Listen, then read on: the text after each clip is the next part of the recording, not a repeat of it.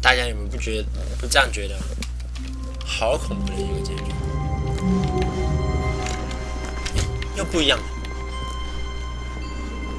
When Stanley came to a set of 2 open doors, he entered the door on his left. 直接重启是不是？好了，那我想我们这次。This was not the correct way to the meeting room, and Stanley knew it perfectly well. Perhaps he wanted to stop by the employee lounge first, just to admire it. Wow, yes, this room. But eager to get back to business, Stanley took the first open door on his left. 我要找这。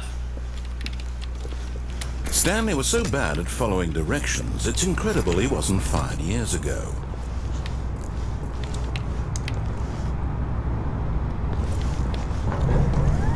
Look, Stanley, I think perhaps we've gotten off on the wrong foot here.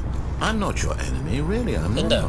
I realize that investing your trust in someone else can be difficult, but the fact is that the story has been about nothing but you all this time. There's someone you've been neglecting, Stanley. Someone you've forgotten about. Please, stop trying to make every decision by yourself. Now, I'm not asking for me, I'm asking for her. This is it, Stanley. Your chance to redeem yourself. To put your work aside. To let her back into your life. She's been waiting.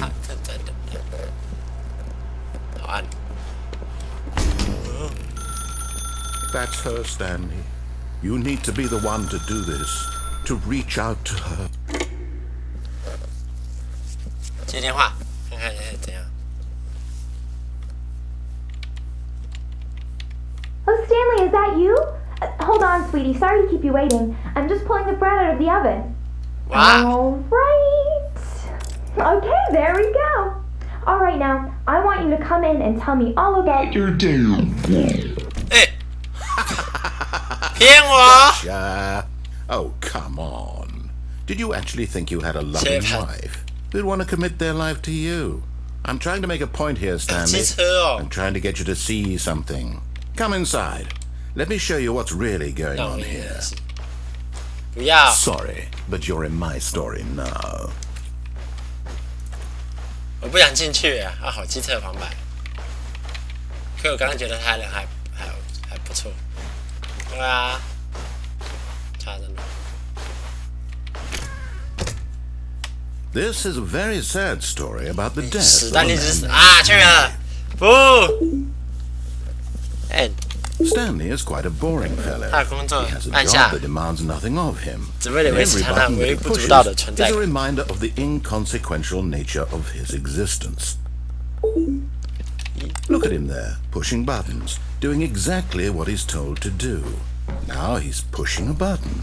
Now he's eating lunch. Now he's going home. Now he's coming back to work. One might even feel sorry for him, except that he's chosen this life. 9 But in his mind, he can go on fantastic adventures. From behind his desk, Stanley dreamed of wild expeditions into the unknown, fantastic discoveries of new lands. It was wonderful, and each day that he returned to work was a reminder that none of it would ever happen to him. And so he began to fantasize about his own job. First, he imagined that one day while at work, he stepped up from his desk to realize that all of his co-workers, his boss, everyone in the building had suddenly vanished off the face of the earth. The thought excited him terribly. So he went further. He imagined that he came to 2 open doors and that he could go through either. At last, choice. It barely even mattered what lay behind each door.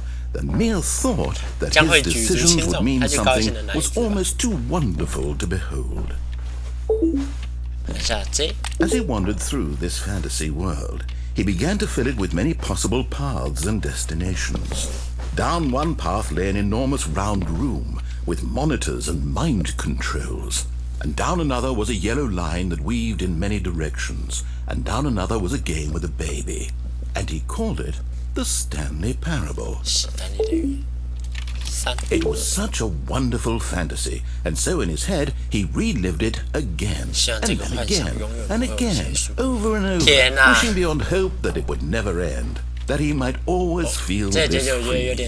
Surely there's an answer down some new path, mustn't there be? Perhaps if he played just one more time. 你骗我！ But there is no answer.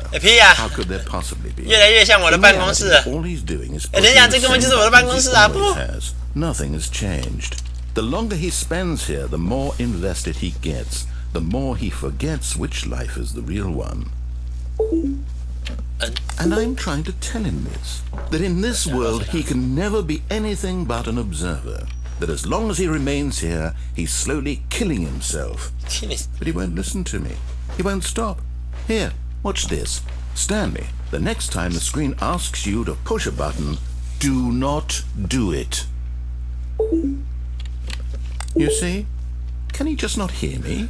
How can I tell him in a way that he'll understand that every second he remains here, he's electing to kill himself? How can I get him to see what I see? How can I make him look at himself? I suppose I can't, not in the way I want him to. But I don't make the rules. I simply play to my intended purpose, the same as Stanley. We're not so different, I suppose. I'll try once more to convey all this to him. I'm compelled to. I must. Perhaps, well, maybe this time he'll see. Maybe this time.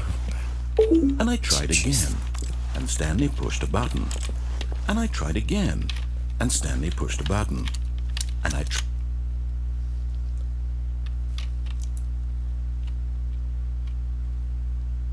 所以我们最后是死了。